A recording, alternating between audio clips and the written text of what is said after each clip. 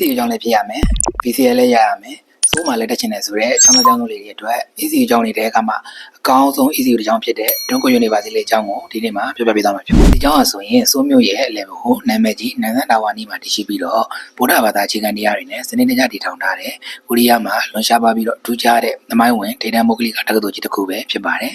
1906ခုနှစ်ကတည်းကစတင်တည်ထောင်ခဲ့တာမို့လို့သမိုင်းတက်တန်းအနေနဲ့လည်းရာစုနှစ်တစ်ခုကျော်ရှိပြီဖြစ်တဲ့စိတ်ချရတဲ့ကျောင်းကြီးတစ်ကျောင်းလည်းဖြစ်ပါတယ် University က ECU ကျောင်းတစ်ကျောင်းဖြစ်တဲ့အတွက်ဇာတ်စာတမ်းတွေကိုမြင်စင်ရတဲ့အပိုင်းမှာလည်းအရန်ကိုစီမီချုံးမိပြီးတော့မြင်စင်သေးပါတယ်မို့လို့ဘာသာစကားတန်းကိုတက်ရောက်မဲ့ဒီ4ဗီဇသမားတွေရောမီဒီယာတန်းကိုတက်ရောက်မဲ့ဒီ2ဗီဇသမားတွေအတွက်ပါရှောက်ထားရတာအရန်ကိုအဆင်ပြေသောကျောင်းတစ်ကျောင်းဖြစ်ပါတယ်ဒါအပြင် scholarship ရရှိနိုင်တဲ့အခွင့်အလမ်းလေးတွေလည်းအများကြီးရှိသေးတယ်နော်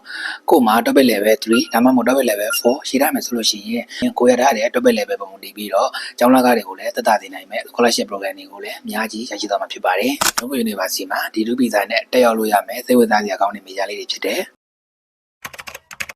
University ရဲ့အနုပညာနဲ့ရုပ်ရှင်မေဂျာဆိုရင်ကိုရီးယားနိုင်ငံမှာ ranking အမြင့်ဆုံးဖြစ်လို့အားလုံးသိရတဲ့ဂျွန်ဂျီယွန်လီမယ်ဟိုလီဆန်ဂီစရှိတဲ့ကမ္ဘာကျော်ထိပ်တန်း celebrity ကိုပါမွေးထုတ်ပေးနေတာဖြစ်ပါတယ်ဒါကြောင့်မို့လို့ဗုဒ္ဓဘာသာကျောင်းလည်းဖြစ်တယ် ECU ကျောင်းလည်းဖြစ်တယ်စိုးမှလည်းတက်ရောက်ခွင့်ရမယ့်အပြင်ရွေးချယ်စရာမေဂျာတွေလည်းစုံလင်လာတဲ့ဒီ Dongko University ကိုအခုလာမယ့် match intake အမီတက်ရောက်နိုင်မှုအတွက်အခုကလေးကနေကျွန်းနေပြင်ဆင်ပြီးတော့စီမံပေးထားမှုအတွက်လိုအပ်ပါတယ်နော် Dongko University ရဲ့အကြောင်းဝင်ခွင့်လိုအပ်ချက်တွေနဲ့စာပေစာတဲ့အစုံလင်ကိုအမြန်ဆုံးပြင်ဆင်နိုင်မှုအတွက် Dream Korea ရဲ့ page messenger ကိုအမြန်ဆုံးလာရောက်စုံစမ်းလိုက်တော့နော်